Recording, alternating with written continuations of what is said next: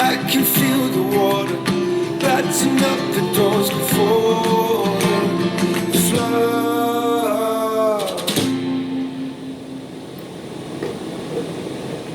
Earlier today was a little difficult. We were just talking about religion a little bit, and I'm having a really hard time with it. And it wasn't really going well. I still don't even know what to say or what to do. I'm hoping that Pastor Cal will guide us. Hey, Cal. Because I don't know what to do.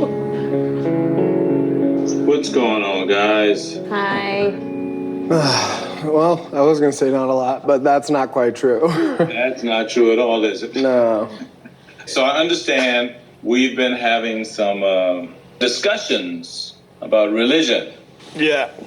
We just got into a topic of heaven and hell, and Austin was being very loving and comforting and just telling me that even if it does end up that I do die and I do go to hell, he still thinks that he can love me in the same way in this lifetime. How does that make you feel? It makes me feel less than. I don't think I'm going to hell. And so it's hard to be married to someone that isn't sure whether I do or not.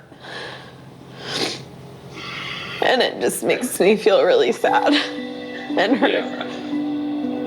Do you believe in hell, Becca? No, not really. I mean, I don't know. To me, being agnostic means that anything could be true and anybody could be right. I like not knowing. I love that anybody could be right. But to think that if he believes that after this we do go somewhere and that we would go to different places. That kind of breaks you up. Yeah.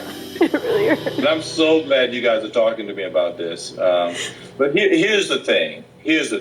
Neither you, Austin, you, Becca, or I have ever left this life and come back to say what happens. I don't think anybody has the power or authority to do that. Is that fair enough to say? Yeah. Right, Austin? I mean, help me. Yeah. But this is what he said his church taught. I said my church is accepting of gay people and anything that is thought of in. But if you don't accept Jesus, then you're going to hell. Right. Okay. Look, let me tell you something. There are people who say they accept Jesus and are still doing a whole lot of stuff that the Bible says will keep you out of heaven. So let's just get real with it. Accepting Jesus is one thing, but accepting the principles of Jesus is something completely different, which are open to everybody. Is it reasonable for God to say, hey, look, you can only go to heaven if you accept Jesus Christ? However, if you're born in Afghanistan and you never get a chance to accept Jesus Christ, oh well, you burn in hell. Is that what I'm to believe?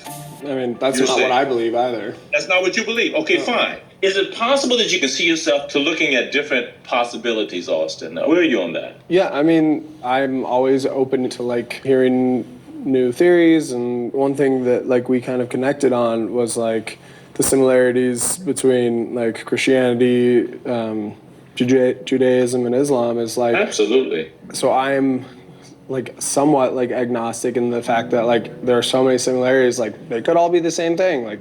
Who's to say? Who knows? I don't, that's for sure. But I'm always open to learning more, to talking to people, to figuring this out. Regardless of how I grew up or what I believe happens in the afterlife, I don't think any of that affects how I care for you. I can still love you regardless of whatever happens in the afterlife. And I'm thankful for that. But I'm just saying, if he were paired, with a Christian woman, he would... He wasn't. We didn't pair him with a Christian woman because you were his match. You are his match, period. Couples always have issues. There will always be something. We chose you because we felt that you would be compatible with this man. And that he would be compatible with you. That he would love who you are. And that you would love who he is. And I believe that's happening. And you guys, the only reason you're showing this kind of emotion is because of the deep emotion.